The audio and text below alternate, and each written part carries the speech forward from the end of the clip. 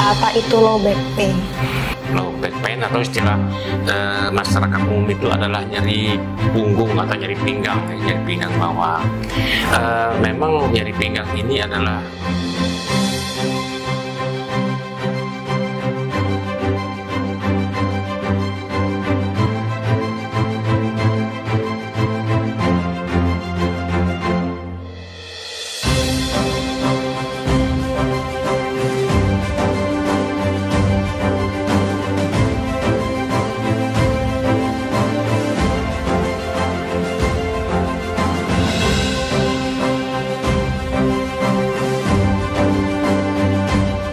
Assalamualaikum warahmatullahi wabarakatuh. Waalaikumsalam warahmatullahi wabarakatuh.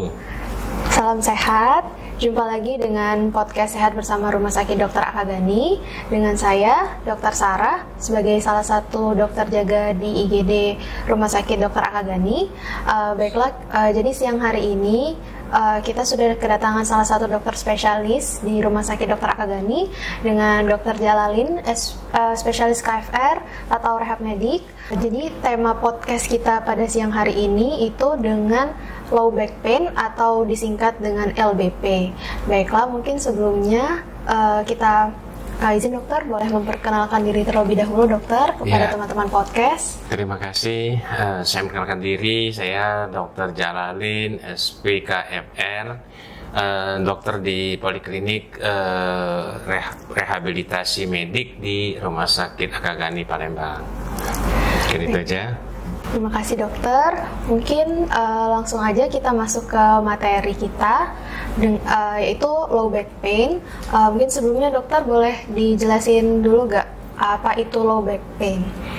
Baiklah, saya menjelaskan sedikit tentang LBP atau low back pain atau istilah masyarakat umum itu adalah nyeri punggung atau nyeri pinggang bawah.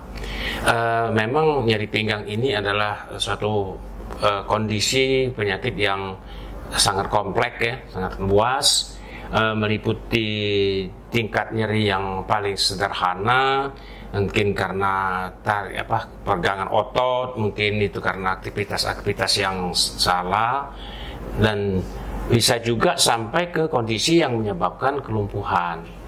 Jadi luas sekali masalah tentang LBP ini. Dan dalam menangani LBP ini tentu bukan hanya seorang dokter, jadi bukan satu kelompok dokter. Jadi meliputi banyak sekali yang terlibat. Antara lain seperti di dokter ortopedi, kemudian dokter saraf, dokter bedah saraf, dokter penyakit dalam, dan termasuk juga dokter di rehabilitasi medik. Jadi gitu gambarannya. Oke. Jadi sebenarnya low back pain ini itu bisa terjadi akibat dari kegiatan kita sehari-hari juga ya dok? Ya, yang paling sederhana itu adalah karena kegiatan kita sehari-hari yang mungkin kita dalam melakukan aktivitas itu tidak ergonomis istilahnya ya. Tidak ergonomis itu istilahnya tidak melakukan aktivitas dalam posisi kedudukan yang betul-betul yang sehat gitu, yang stabil di antara organ-organ kita yang berada di daerah pinggang itu.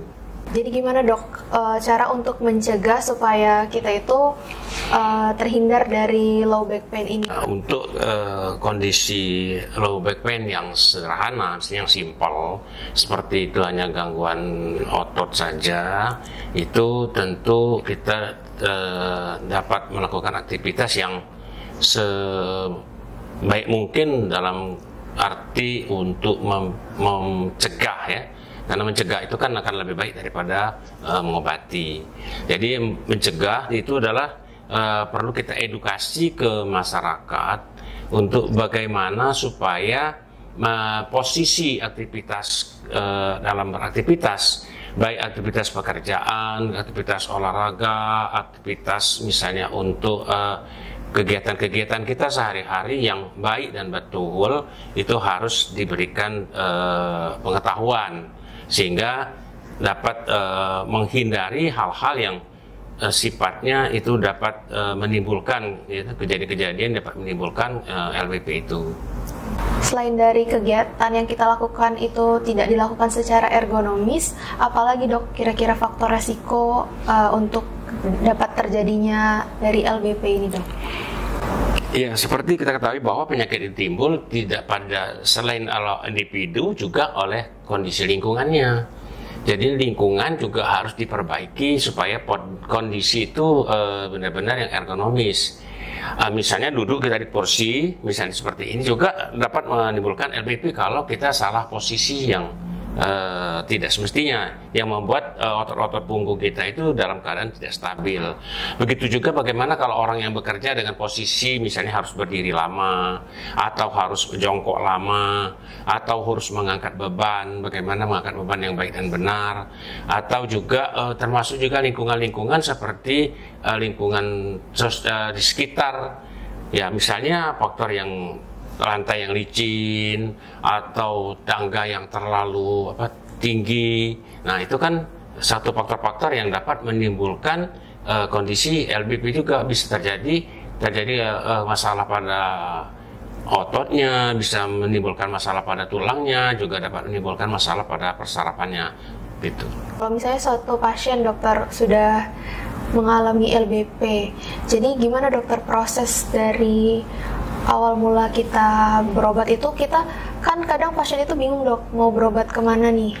Nah, kira-kira gimana, kemana dulu pasien itu awal mulai untuk berobatnya itu?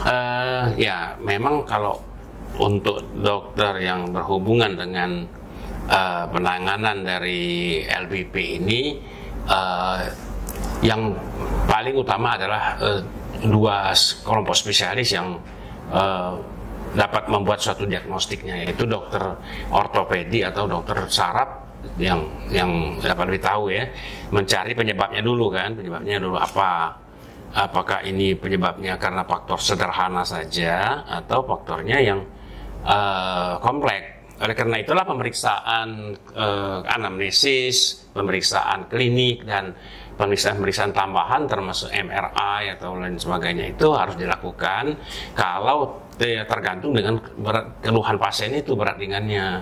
Jadi kalau misalnya pasien itu jelas-jelas ada trauma, ada jatuh, misalnya ada, ya tentu kita harus melakukan tindakan yang secepat mungkin. Jadi istilahnya itu ada bendera hijau, bendera kuning, dan bendera merah. Maksudnya itu kapan bisa dilakukan oleh dokter umum saja, kapan dapat dilakukan oleh dokter spesialis, ya misalnya dari spesialis yang umum saja, atau yang sebenarnya subspesialisasi gitu. Kalau sudah ditentukan itu, baru diagnosisnya, baru berikan tindakan apa yang dapat dilakukan. Dari tindakan itu macam-macam tadi, ada yang paling sederhana kan dengan menggunakan obat-obatan biasa, misalnya obat-obat untuk menghilang nyeri saja. Dan yang kedua juga kemungkinan kalau itu kondisinya agak memerlukan tindakan yang lain, baru dikonsultasikan ke bagian rehabilitasi medik. Nah, di sana kita juga dapat melakukan bermacam-macam tindakan terapi fisik di situ. Ya, tentu terapi fisiknya juga tidak bisa sekali saja, jadi dilakukan secara berulang-ulang. Ya, tentu tujuannya adalah bagaimana kita meningkatkan kemampuan pasien itu, dan juga mengurangi nyerinya, dan juga mengharapkan supaya pasien itu dapat melakukan aktivitas yang kembali ke aktivitas yang sebelum dia lakukan selama ini. Jadi kalau kondisinya mungkin jelek, mungkin harus melewati jalur bedah saraf dulu atau bedah ortopedi, tergantung letaknya, apakah masalahnya di persarapan, masalahnya di tulang. Karena tadi saya jelaskan bahwa LBP itu masalahnya cukup kompleks ya. Jadi kelainan-kelainannya itu bermacam-macam.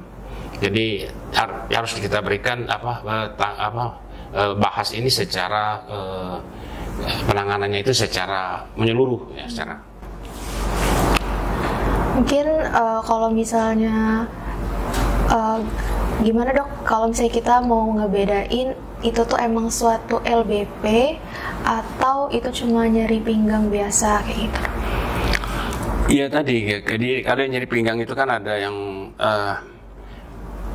Yang biasanya itu kan nyerinya itu timbul kalau kita melakukan gerakan. Jadi kalau gerakan-gerakan tertentu dia timbul nyeri. Tapi kalau istirahat ya tidak bisa itu. Tapi kalau itu adalah masalah-masalah yang serius, ya bisa sampai ke masalah metastase kanker, bisa itu. Kadang-kadang LBP itu kadang-kadang salah terjemah juga. Kadang-kadang pasien dengan penyakit batu ginjal, kolik batu ginjal juga nyeri pinggang, tetapi nyerinya itu biasanya tidak tergantung dengan posisi kita. Jadi kita bergerak atau tidak bergerak, kita diam saja pun sudah terasa nyeri. Tapi kalau nyerinya itu timbul kita bergerak, nah itu kemungkinan jadi LBP. Kalau nyerinya tadi karena faktor yang lebih serius, misalnya karena kanker, karena metastase dan lain sebagainya tadi, mungkin nyerinya itu kan tidak bisa terbatas. Jadi nyerinya secara terus-menerus dan tidak ada jedahnya gitu. Tadi kan sudah dokter jelasin salah satu faktor resikonya itu kan kegiatan kita sehari-hari yang kita lakukan tidak secara ergonomis. Nah kalau misalnya untuk berat badan gimana dok? Apakah berat badan seseorang itu bisa mempengaruhi timbulnya low back pain itu? Ya, berat badan tentu saja mempunyai pengaruh ya terhadap kejadian LBP, karena orang dengan bobot yang overweight atau berlebihan tentu otot-otot punggungnya itu mempunyai beban yang lebih berat pada saat dia melakukan aktivitas, misalnya saat dia membungkuk, saat dia berjalan yang lama. Apalagi kalau dia olahraga misalnya, tapi olahraganya tidak teratur, jadi dia olahraga tetapi dia tidak secara rutin, sehingga otot-ototnya itu belum sempat beradaptasi dengan kondisi dia, sehingga misalnya dia lakukan itu dalam keadaan secara tiba-tiba dalam waktu yang lama, ya tentu ototnya akan mengalami masalah yang berlebihan ya, beban yang berlebihan, istilah itu overuse ya, jadi beban yang berlebihan. Jadi bisa saja pada LBP yang biasa. Jadi kalau misalnya kita sudah ada LBP, apakah kita masih bisa melakukan olahraga dengan intensitas seperti orang tanpa LBP dok? Ya tergantung dengan jenis LBP tadi. Dari simple LBP, ya simple itu misalnya karena adanya tegangan pada otot aja, misalnya karena salah posisi tadi. Tapi kalau sudah berlanjut ke masalah misalnya terjadi hernia necrosis pulposus pada tulang belakang, atau misalnya terjadi fraktur, atau misalnya terjadi pergeseran, misalnya ada spondylolistesis atau ada fraktur kompresi, dan itu tentu akan cara yang berbeda ya. Dan olahraga mungkin masih bisa dilakukan tetapi dengan cara yang seaman mungkin. Salah satunya adalah dengan olahraga yang sifatnya itu yang tidak membebani berat badan, misalnya olahraga di air, misalnya di kolam renang, itu masih bisa memungkinkan. Bahkan itu merupakan terapi untuk LBP-nya sendiri. Jadi kalau misalnya untuk penanganan dari LBP ini dok, apakah penanganannya itu harus melalui obat atau cukup dengan terapi aja dok? Untuk LBP ini tentu tergantung dari kondisinya, akut atau dia sudah jadi kronis. Kalau masih akut, itu obat-obatan itu harus kita berikan juga, dilanjutkan dengan tindakan-tindakan di rehabilitasi medik, yaitu dengan fisioterapi atau penggunaan korset pinggang, dan juga edukasi untuk latihan-latihan. Tetapi kalau sudah kronis, tentu kan obat-obatannya juga akan dilakukan secara kronis. Nah, untuk itulah, karena obat juga mempunyai dampak, efek samping dan lain sebagainya, tentu obat ini kita harus batasi. Jadi penggunaan obat itu harus dibatasi dan diutamakan untuk melakukan tindakan-tindakan di rehabilitasi medik, itu di fisioterapi atau menggunakan penggunaan non farmakologi gitu ya. Ya tentu dampaknya seperti itu. Dan memang dalam pelayanan rehabilitasi medik itu tidak menjanjikan untuk kembali sembuh sempurna. Itu prinsipnya ya. Tidak membalikan sembuh sempurna, tapi kalau bisa ya berharap seperti itu, tapi bukan merupakan suatu tujuan utama.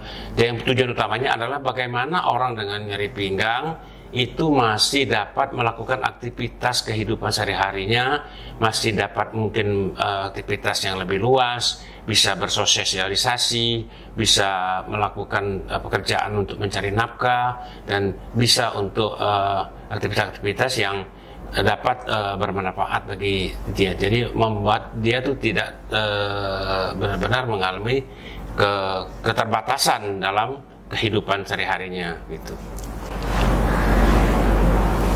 Tadi kan dokter udah ada bilang kalau misalnya kita duduk aja tuh sebenarnya bisa jadi masalah, bisa jadi LBP kalau misalnya duduknya nggak benar. Kan kita sehari-hari kan pasti duduk, dok. Nah, jadi gimana, dok, cara duduk yang benar supaya kita tuh nggak mengalami LBP ini? Ya, sebenarnya juga tergantung juga dengan kondisi anatomis dari pasien tersebut. Jadi orang itu mempunyai punggung kan bermacam-macam. Ada yang datar, ada yang agak lebih melengkung, ada yang lebih membungkuk gitu dan sebagainya. Prinsipnya bagaimana supaya otot-otot punggung itu tidak bebannya tidak berlebihan. Jadi yang menjaga punggung itu kan otot-otot perut dan otot-otot dari punggung. Bagaimana kedua kelompok otot ini bekerja secara sinergis dan dalam kondisi yang seimbang. Jadi posisi yang bagaimana itu yang seimbang itu. Andaikan harus kan kita posisinya itu tersebut harus lebih dominan, maka disarankan untuk dalam waktu setengah jam untuk dilakukan relaksasi atau latihan-latihan ringan lah, misalnya senam-senam ringan. Ya itu kan dulu sering ditetapkan di kantor-kantor untuk yang berada dalam posisi duduk yang lama, misalnya di komputer atau di aktivitas-aktivitas yang sifatnya duduk lama, itu dalam setengah jam itu diberikan kesempatan 1 menit atau 2 menit untuk relaksasi. Dan samping itu juga duduk itu ada posisi duduk yang harus benar-benar menyangga tubuh dia. Atau kalau memang tidak memungkinkan, posisi punggungnya itu berada dalam posisi yang tegak gitu, tegak lurus, yang sehingga tidak membebani salah satu bagian dari kelompok otot tersebut. Jadi yang itu untuk satu pencegahan untuk yang LBP yang simpel. Tetapi yang banyak sekali sih faktor-faktor yang lain juga untuk LBP tadi. Tergantung juga dengan apakah juga pasien itu juga sudah ada LBP sebelumnya gitu, atau ada juga mungkin ada kondisi-kondisi yang lain yang memang terjadi merupakan satu dampak dari kegiatan sehari-harinya yang katakanlah salah gitu. Selain dari obat-obatan dan terapi, kira-kira kapan pasiennya itu tuh terapi lain, contohnya seperti misalnya dioperasi kayak gitu, dok? Ya, untuk tindakan itu kan tentu domainnya dari dokter ortopedi atau dokter bedah saraf. Tetapi ya antara lain faktor-faktor yang saya tahu kapan pasien itu disarankan untuk operasi. Yang pertama yang mempunyai penting sekali untuk tindakan operasi itu adalah pasien dengan pada usia masih dalam usia produktif. Masih atau usia produktif itu ya antara 20 atau itu ya 20 sampai usia 50 atau 60-an lah gitu ya, yang masih yang memungkinkan orang itu masih aktif dalam aktivitas, sehingga sayang kalau dia tidak aktif itu dapat mengganggu jalannya kegiatan dia atau perekonomian dia dan sebagainya. Nah itu yang pertama. Kemudian yang kedua tingkat bagaimana tingkat kondisinya tadi. Tentunya dokter-dokter yang berpensiun kan akan mengkaji apakah dengan tindakan ini dimungkinkan untuk terjadi perbaikan. Jadi tindakannya benar-benar kuratif atau juga mungkin berperan untuk rehabilitatifnya saja. Misalnya dengan dengan dilakukan operasi itu dapat membantu untuk mengurangi hanya faktor satu, nyeri saja, untuk memperbaiki stabilisasi dari tulang belakangnya, bukan untuk penyembuhan gitu. Jadi kita harus melihat ini kan apakah faktornya kuratif atau rehabilitatif atau malah merupakan suatu yang sifatnya paliatif. Misalnya karena kanker itu kan pasiennya masih hidup tapi tulang belakangnya mengalami permasalahan yang berat, ya tentu ada dokter yang ortopedi mungkin yang menanganinya, itu mungkin memberikan tindakan bagaimana supaya pasien ini masih dapat daya atau mengurangi beban yang dia alami itu. Jadi bukan tujuan pengobatan. Jadi tergantung dari spek apa yang kita pandang dari situ. Jadi tidak harus operasi, harus ini harus melihat kondisi pasien secara menyeluruh. Dan tentu faktor biaya ya juga harus dipertimbangkan, dan tentang kelengkapan kamar operasinya juga termasuk keahlian dokternya kita pertimbangkan itu. Selain dari pengobatan terapi tadi dok yang harus dibantu dengan tenaga medis, kira-kira kalau misalnya pasiennya di rumah aja, kalau mau melakukan terapi sendiri untuk mengurangi LBP-nya tuh kira-kira ada nggak ya dok? Iya, tentu kita kalau ke pasien-pasien yang datang ke rumah sakit itu kan selalu kita edukasi. Jadi pasien itu diedukasi apa yang dia dapat bantu untuk mengurangi atau dapat mengobati dirinya sendiri atau menolong dirinya sendiri, antara lain dengan melakukan exercise tadi, lakukan latihan-latihan ya. Jadi tergantung dengan macam-macam jenis latihan itu ya. Jadi tergantung yang dia nyaman. Jadi tidak semua latihan itu secara general sama. Jadi ada latihan untuk penguatan, untuk peregangan otot, kemudian latihan untuk range of movement, kemudian latihan-latihan bagaimana untuk bersikap saat bangun dari tidur, saat duduk, saat berjalan, dan bagaimana saat beraktivitas. Itu ya termasuk juga menggunakan alat yang di rumah seperti menggunakan alat bantu tadi seperti korset atau brace ya untuk memproteksi tulang belakangnya. Jadi kembali ke tingkat masalahnya, atau pasien-pasien yang sudah berat sekali misalnya dengan LBP, mungkin juga ada gabungan dengan penyakit-penyakit yang lain sehingga mungkin kondisi keluarganya atau tidak memungkinkan untuk dapat dilakukan terapi di rumah sakit, bisa dilakukan di rumah. Jadi tapi memang kalau di rumah sakit Ahagani belum ada yang mengadakan home visit itu. Mungkin di rumah sakit yang lain ada yang melakukan home visit. Nah di sini visit itu juga memberikan latihan-latihan di rumah. Misalnya latihan tadi yang latihan sifatnya untuk meregangkan ototnya tadi, dan juga mungkin ditambah juga dengan mungkin menggunakan alat-alat modalitas terapinya ya, tergantung dengan kondisi yang ada. Jadi bisa dilakukan di rumah, dan tentu saja peran keluarga juga sangat penting karena bagaimanapun juga pasien itu dalam lingkungan keluarganya tidak bisa dibiarkan hanya tertidur saja kalau pasien yang kondisinya berat. Jadi mungkin kita mencegah atau meminimalisasi dampaknya seperti jadi kontraktur sendi, ada terjadinya luka tekan misalnya, ada ulkus, kemudian ya tentu ke masalah gizinya ya, masalah makanannya dan lain sebagainya itu. Jadi memang harus kerjasama dengan sekelompok tim ya. Mungkin sebelum kita tutup, mungkin ada kiat-kiat sehat dari Dokter Jalalin. Silakan dokter. Ya, bagaimanapun kita tentu ingin hidup sehat, bugar, dan tentu dapat bahagia untuk melakukan aktivitas kehidupan sehari-hari kita. Untuk itulah kita tentu bagaimana upaya kita dapat mencapai kehidupan yang sehat tersebut. Salah satu yang adalah di bidang kedokteran fisik dan rehabilitasi adalah bagaimana kita mencegah tentu akan lebih baik, mencegah hal-hal yang dapat menyebabkan kita untuk menimbulkan masalah kesehatan itu, terutama dengan kondisi pinggang kita. Yang kedua, kalaupun kita sudah terjadi hal tersebut yang tentu kita tidak kita inginkan, maka untuk segera untuk mencari pertolongan ya, mencari pertolongan. Jadi mungkin dokter akan pertimbangkan mungkin pemeriksaan fisik saja atau melakukan pemeriksaan yang lebih canggih untuk melihat penyebabnya. Jadi kalau penyebabnya itu tidak begitu parah, ya itu akan cepat teratasi, gitu ya.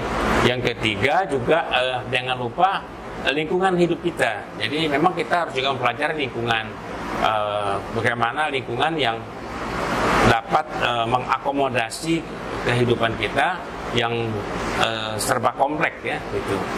Jadi misalnya tadi dari kehidupan di rumah tangga, misalnya mencegah lantai licin, mencegah terlalu banyak di rumah itu rumah bertingkat-tingkat yang apa istilah tingkat-tingkatan apa tuh?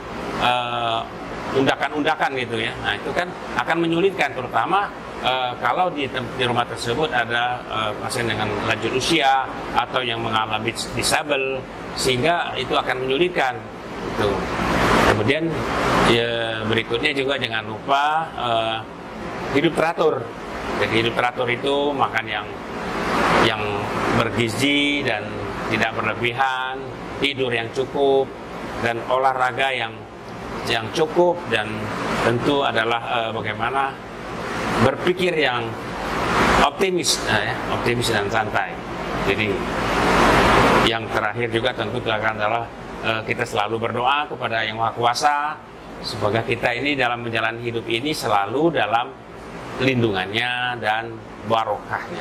Itu saja mungkin kiat-kiat saya. Terima kasih. Mungkin kita udah lumayan lama berbincang-bincangnya, dan informasi dari Dokter Djallalin sudah sangat lengkap. Jadi terima kasih kepada Dokter Djallalin sudah meluangkan waktunya hari ini, dokter. Untuk informasi dan ilmunya juga terima kasih dokter, sangat menarik sekali topik kita pada hari ini. Mungkin sampai sini dulu podcast kita. Semoga yang disampaikan oleh narasumber kita bermanfaat untuk teman-teman sekalian. Terima kasih sudah menonton, dan terima kasih juga untuk Dokter Djallalin atas waktunya. Kami izin pamit, sampai bertemu di podcast Sehat bersama RS Akabani selanjutnya dengan topik-topik yang menarik lainnya. Assalamualaikum warahmatullahi wabarakatuh.